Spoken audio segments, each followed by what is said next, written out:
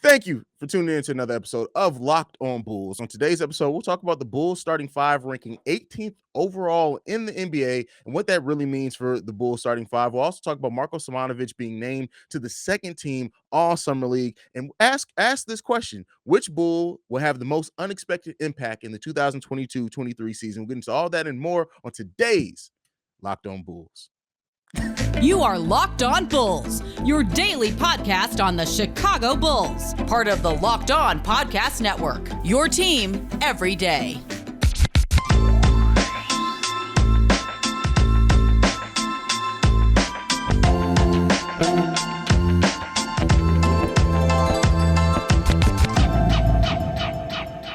You find yourself on Locked On Bulls, member of the Locked On Podcast Network, where it's your team every day. That's Pat, the designer, host, and creator of the Windy City Breeze. I'm Haize, host and creator of Chicago Bulls Central, where I cover the Bulls every day. And we're jumping right into it.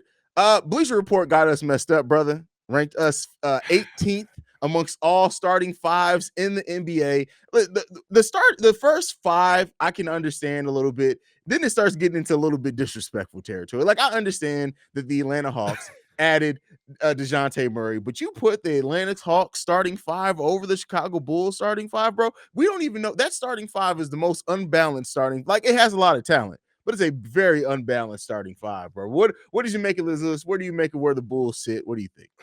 I agree with you, right? Because to me, it was one of those things where, like, Atlanta was the team that shook me too, because I was like, I get DeJounte Murray is a really, really, really good defender.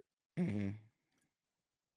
But that whole backcourt, the tallest dude in that backcourt is 6'4", and the other dude is barely 6 foot. I don't know if we giving him 6 foot. Are we giving Trey 6 foot? No, right? Bro. They keep saying that I'm not. Trey Young is like 5'9.5". Bro. So to me, right, like, I'm looking at that and I'm like, all right, well, that's interesting. Brooklyn Nets, I kind of understood. I mean, it's still Kevin Durant, KD, all them mugs. Minnesota Timberwolves, I get Rudy Gobert added to that lineup, but we'll see what they do. But I mean, like, Memphis Grizzlies. Memphis Grizzlies is there's an argument. I mean, there is an argument. There's an argument. John Morant's great, right? John Morant's great, but like, they're starting five: John Morant, Desmond Bane, Dylan Brooks, Jaren Jackson Jr., and Steven Adams. I can beat them. Now, granted, right? Like it's a tough argument when the Bulls didn't beat them, but we beat them one game, right? We beat them one game. We split that series with them. I think we beat them here and once there. But even I'm gonna be honest with you, Miami Heat. That's starting, and Cleveland Cavaliers ranked 11th. Like, don't get me wrong, there's a lot of young talent in that, but the Cleveland Cavaliers, though, they did, but like that lineup worked well. But they were a play-in team last season, bro. Like, but I get the reason why, though. They got ravaged with injury. Now, I will say this. I don't agree with the Cleveland because I don't believe Karis LeVert can be an off-ball scorer. Karis LeVert is not. He's somebody that has to have the ball in his hands, and he doesn't have the ball in his hands. And they got, at least in this, they got Lauri Markkanen listed as their starting three. I know he did start at 3 for them last season, but listen, we've seen it. Lauri Markkanen starting as your 3, it sounds good on paper until he has to guard some of the quicker threes in the league, bro. Now, here's the one to me that, and this is the thing, right? We're talking about full starting five. We're not just talking about a team with a superstar that's going out there, right? We're talking 1 through 5. I'm assuming we're talking fully healthy here. Yeah, they got to be talking fully healthy because New Orleans Pelicans are number 14. Which only makes sense if Zion's on there. Which I'm not gonna lie to you, I'm really excited. I hope he's healthy because that's gonna be scary. But Portland Trail Blazers. Who? Jeremy Grant? Like Anthony Simons, okay, all right. Dame Lillard, Anthony Simons, Josh Hart, Jeremy Grant, and Yusuf Nurkic as their starting five listed here. That starting five puts no fear in my heart at all. Like, don't get me wrong, it's a very offensively talented starting five, but Dame's the only one that scares me. They're about to get cooked defensively. Hey, Dame is literally the only player on that list that scares me, bro. Now, like, Jeremy Grant does not concern me in the slightest. Jeremy Grant versus P. Will? Yeah, that doesn't worry me at all. Toronto Raptors at number 16 above the Bulls. Fred VanVleet, Gary Trent Jr., Scotty Barnes, OG Anunoby, and Pascal Siakam. That's a better lineup because you got to take coaching into account with that one. That's definitely. They move. They're on a string. They have that lineup that they want. That the Arturos would want us to have when everybody puts their arms out. Now Fred VanVleet's probably the only one, but because there's so much length on there, he fits in perfectly. Like Captain Carney almost made his appearance. That's his goal right there. Fred, that Toronto lineup. Yeah, that's when your arms combined. But yeah, I look at like some of my biggest question marks on here. Like I understand Toronto. Like Toronto does have a really good roster. Like from top to bottom, especially if you're counting full roster, even bench. Miami Heat. I'm debating it, bro. I can debate the Miami Heat. The New Orleans Kyle Pelicans, Lowry did nothing. Yeah, New Orleans. Well, remember Kyle Lowry's skinny again. I don't know if you saw the latest pictures. I did see that. He's skinny again. See that. It's like every other season. We're not gonna get into the other pictures I saw that was going around Twitter. Oh no, let's not do that. I was like, what the heck is going on here? It's not. This is not the platform for that, my brother. But with that being said, we also got New Orleans Pelicans. Like you said, only makes sense if you're betting on a fully healthy Zion Williamson. But because of that, like who's betting on a fully healthy Zion at this point? I got to see it for at least a season and a half before I will ever bet on that. It's a tough bet. I think Zion's going to come back with a vengeance. I do think he's going to be healthy. I think he's probably in the best shape of his life. But the tough part is, right, like he's still in New Orleans. Is he going to be able to stay away from the tables? This is true. I mean, like that food be hitting. The gumbo and beignets are what took Zion down. Now, one of the question marks on this for me, because we saw this roster, they didn't make any considerable changes. In what world would you put the Los Angeles Lakers 21st in starting fives? And I get it. They got LeBron. They got AD. I guess again they're going back to fully healthy, but fully healthy. That's a large order for a Los Angeles Lakers. And the tough part is, right, you're not taking scheme into account because I'm still trying to figure out how Brian and Russell Westbrook work together. You know what I mean? Like they have the same limitation of I need four shooters around me. They need to bring in one of the old and one players to coach the team because that's the only style of basketball where those two playing together works, bro. I want to see kind of how, and that's the other thing too, right? Like they're just basing this straight up off of the players' names and stuff like that. Because I want to see how Darvin Ham gets that system to work. I think that's going to be an interesting thing as a whole. But I mean, bro, looking at it from a Bulls standpoint, like looking at the Bulls lineup, to me, this is I'd probably put us. I would probably move us up. It's about 15. That's the range that I expected us to be because, like I said, removing the Pelicans because of health be damned, they're not never going to be healthy in my opinion. The Hawks. I think we're better than Miami. You think we're better than Miami? I got to see that first. I think we have a better roster than Miami. I think we have a better starting five than Miami because Miami's starting five, like what is it? Kyle Lowry, Max Struss, Duncan Robinson, Jimmy Butler, and Bam. That's what they have listed here as their starting five. So two dudes that disappeared in the playoffs? I mean, I guess if we're taking it to that account, right, DeMar disappeared. Like, I guess we could throw that out there, but like, I don't know, man. Like, that's a tough sell for me. Skinny Kyle Lowry don't do it for me, is what I'm saying. And then also and even outside of just the Bulls frame, like you're putting the Minnesota Timberwolves over the Milwaukee Bucks in this list. I get it on paper, but we've seen the Bucks starting five, and they're adding Malcolm Brogdon. Oh no, they're not. This is Boston, wrong team, wrong B team. But like, I don't know, bro. I don't know. This list is just one of those lists that's a little head scratching. It's an interesting one, bro. It's an interesting one to say the least, but it's gonna be to me when I look at it. Here's the thing I also know: Bleacher Report does this on purpose.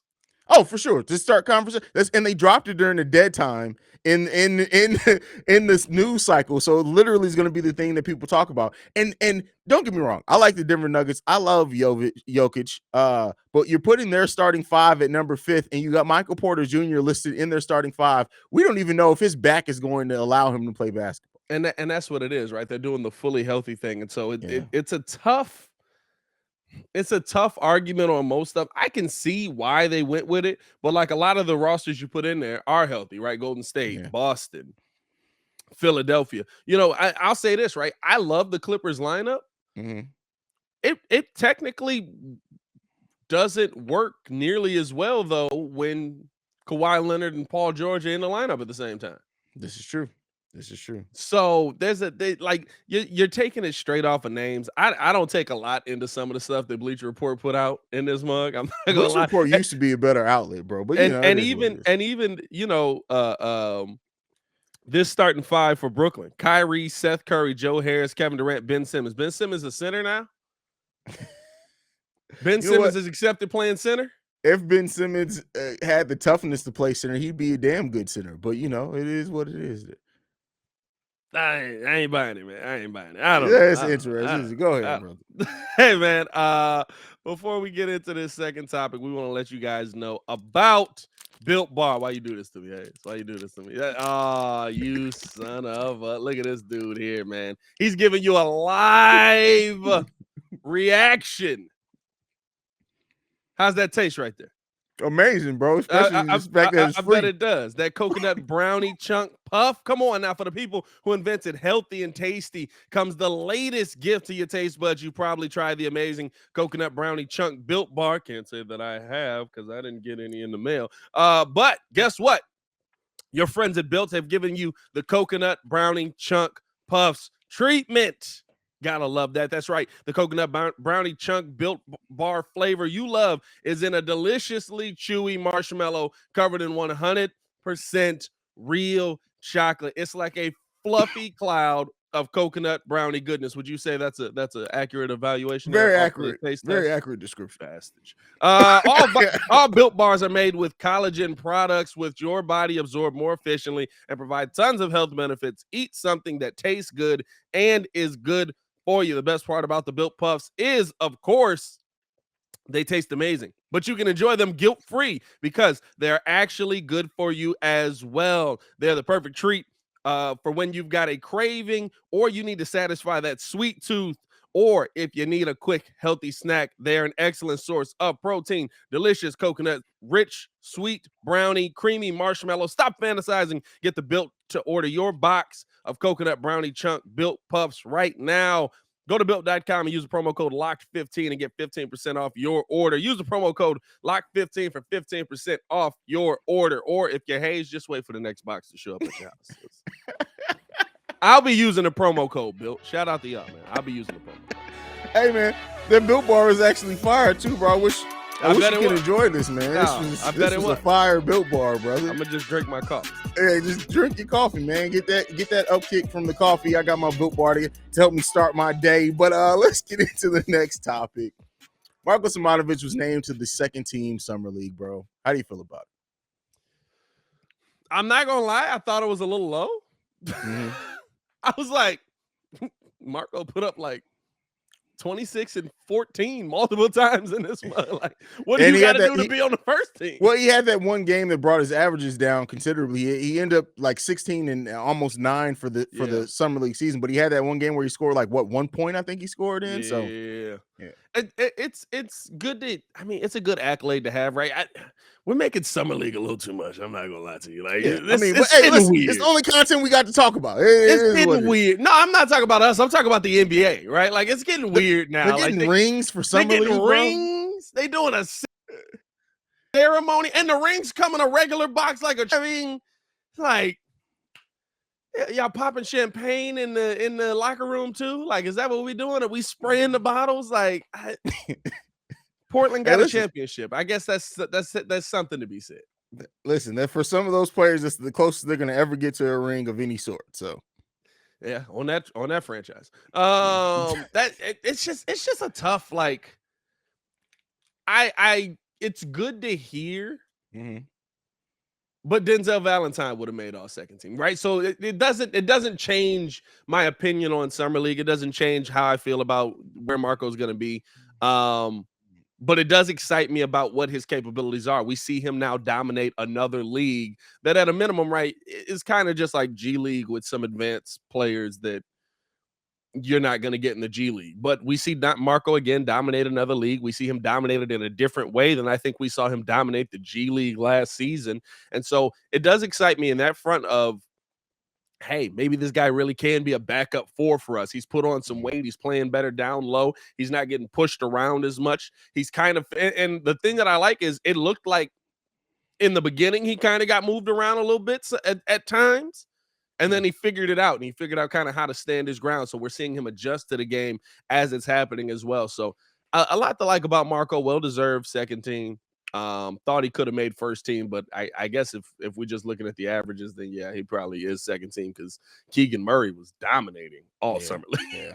I mean, when looking at like everything that we already know what's going on with Marko, at the end of the day, it still boils down to the same thing. We got to see him do some things on it. I don't care about any accolades. Like, shout out to him. And I said this over on Central as well. Like, shout out to him. I don't want to, dismiss achieving anything at any level. But at the end of the day, is that we drafted Marko to be our on the NBA roster, right? We drafted him for that potential. And we need to see that from him this season. I've gone on record. I'm saying it now. If Marko does not play in at least 60 games next season in the NBA, it was a failed season. Not for the Bulls, but for Marko specifically, his own personal. Marko deserves to be. I'm giving it 60 games. I mean, I'm giving him 22 games that it like either for him to either earn a spot, whatever, injury, whatever it is. But he needs to play. I would say between 50 and 60 games this season. Marko Simonovic needs to play on the NBA level. I would agree. I mean, I think he needs to play 82. Who's your backup for? Derrick Jones Jr. to them. Now, I'm not saying that that's what I would do. I'm saying to them, Derrick Jones Jr. I mean, Derrick Jones Jr. get moved around real easy. Like, I mean, Javonte Green's a better forward than Derrick Jones Jr. You know what I'm saying? So, like, for me, like, you need to see Marko playing 82 games, in my opinion, because you've got to have somebody opposite of Andre Drummond that's going to be able to move around. It's going to be able to get to the bucket. It's going to be able to, kind of play out and get on the run off of those rebounds and stuff like that. Like, who else you got that's going to do that? Tony Bradley. Oh, God, here we go. Got him and sign McCour Maker. Hey, bro, nobody signed him McCour Maker, though. I'm telling you, it may be because he already has a promise from the Bulls, bro. And I'm not saying these because he can't even give him a two-way well, unless they cut Malcolm Hill. But I definitely think that maybe they talked to him enough and said, "Hey, listen, we got this TB character. We need to figure out what we're gonna do with him. Yeah. But let us put a little seasoning on you for the next year, and then for the following year, let's talk." Then maybe he decided to stick around and do that. Maybe, bro. Maybe, man. That's some cachet right there. Like that's some. That's when you're a good organization right there. Bro. I can't listen. We already said. As soon as we post the video, McCour Maker is signed with the San Antonio Spurs. Son of a man. Listen. But AK walked in the summer league locker room with his briefcase. He told McCour Maker, he was like, "Come here, young man. Come sit next to me."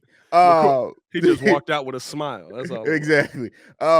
But no, I agree with you. Like the fact of the matter is that we have three players with size, legit power forward center size, traditionally in what you look at it. That's Nikola Vucevic, Andre Drummond, and Marko Simonovic. And the only reason I didn't list Tony Bradley is because once I see you get picked up by another grown man as a grown man, I can't list you on any list. Like that's, if I saw a grown man walk on this camera now and pick up Pat, the designer, from his seat and casually walk, you can't come back to the podcast, brother. I'm just letting you know. I agree with you, but it's Steven Adams, right? Like if Steven Adams picked me up and walked me away, everybody would understand, be like, I don't know why I did it, but it's also Steven Adams.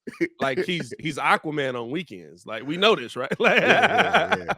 But so that's what I look at. Like Marko definitely as incompetent. Like I said, what if we do end up talking about that? Tony Bradley, like over this season, just had a resurgence, and he comes in and it just starts cooking on defense, bro. Tony Bradley is the piece that the Bulls saved the most money on and got everything they needed out of him. And now we got to talk about re-signing Tony Bradley. Tony Bradley, bro. Season. Could you imagine the calamity around Bulls Nation if Tony Bradley? Listen. Yeah, you know how this goes though, Haize. Like. There were people that thought Tony Bradley should start when Vooch wasn't shooting the three ball well. Yeah. It's like so. Like I'm not gonna be surprised if we get Tony Bradley calls in this mug. Bulls fans, I love you, but y'all be tripping my family. We're all family here, and me and Pat trip sometimes too. More Pat than me, but okay. yeah. Right. Here we go. Yeah. All right. Yeah. But before we get into the next segment, man, I gotta talk to you about this, man. Which NFL stars moved the betting line the most? Starting July 18th, which was yesterday, Locked On gives you the 50 most valuable players in the NFL from odds makers at BetOnline. Available July 18th on Locked On NFL or wherever you get your podcasts and on YouTube. All right, Pat. Next up, we got to talk about it, man.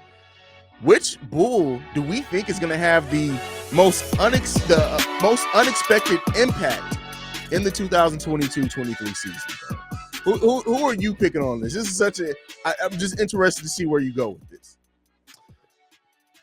I believe Ayo Dosunmu is going to have a much more offensive impact than we thought of a player like that. I believe that Ayo Dosunmu, and I think that Billy Donovan wants Ayo to play a lot of point because he did that so well. But I think that Ayo Dosunmu is going to have a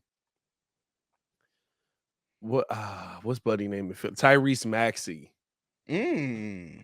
Type of addition to his game because he was an excellent scorer in college, and the Bulls need that guy that can score at the point guard position. I think with a lot more comfort in his game, you'll see Ayo do that more. We saw Ayo have those moments last season, right? Where I think it was the Boston game where he shot 100% or something like that, and all of a sudden you're like, wait, he can score too. Like all of us that watched him at Illinois, we knew he could score. But then, a lot of Bulls fans didn't watch him at Illinois. And so it was like, oh, wait, why is he scoring like this? Like, he actually can score. No, Ayo's got a nice offensive game. And I think that he's probably spent the offseason honing that, developing that. We know that at some point he probably worked with DeMar. Him and DeMar have been like this since he came in. So he's probably done something with DeMar. And the thing that I always pointed to with Ayo about how he soaks up knowledge and how he soaks up the game and how he really is a student of the game was when we went back to that, when you heard Bradley Beal talking about him just teaching him something during the game and Ayo using it on him on the next play. Yeah. That's all I needed to hear. That shows you the sponge that Ayo Dosunmu is. I like your choice there. I'm going with, so I thought about going with, in my brain, I eliminated Patrick Williams because we all expect Patrick Williams to, so it's not going to be we expect Patrick Williams to take a leap every year since he came here. So I'm not going to pick him as the most unexpected. This is going to piss Bulls fans off. Oh, here we go. I'm telling you, Kobe White is going to be the Bull that has the most unexpected impact this season, bro. That's not gonna piss Bulls fans off. They just gonna be like, get that trade value up. Yeah, well, you know, Bulls fans are gonna be. He can average 22 points off the bench, and at this point, Bulls fans would be like, "Oh yeah, he's getting that trade value up." All right, who's gonna replace the bench scoring? Huh? I said that trade value going up. That's all. Yeah. But I think that Kobe White is gonna come in with this. We talked about it before. This is his first time having a full training camp in year 4 of his NBA career. Having a training camp. I like seeing him work on his dribble. I think that he hears all the everything, right? All the critique. Kobe White is literally the player that completely, as the roster's constructed right now. And this still doesn't mean that I want to see him stay with the Bulls long term. But looking at what this roster is, a consistent Kobe White coming off the bench, being back to that player, giving us 16 on 40% shooting from the field, completely changed the dynamic of how the Chicago Bulls bench works. And again, I'm not saying I wouldn't want to see replaced with a more consistent player, but a consistent Kobe White, a Kobe White that can find a way to come into the season being consistent, completely changes the outlook of how you look at this Bulls bench, considering they didn't go out and make the bigger acquisitions that we may have thought that they were going to make this season. It completely changes who's playing. Yeah. You know what I'm saying? Like, Bulls fans, like, if Kobe White's playing well, I hope y'all enjoy watching Dalen Terry. Oh, yeah. You're going to see a lot of Dalen Terry in that case, or a lot of Javonte Green to help.